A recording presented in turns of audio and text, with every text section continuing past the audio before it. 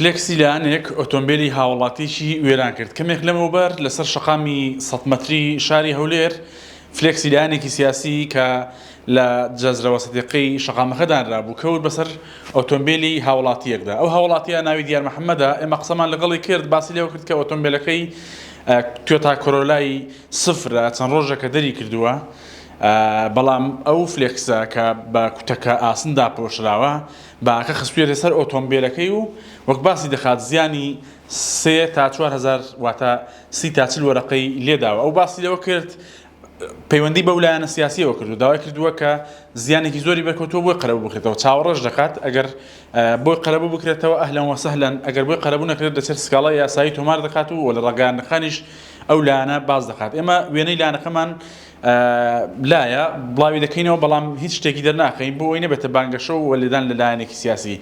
دەتوانن زانیاری زیاتر لەسەر ئەو بابەتەوە بگرن لە 964.kr.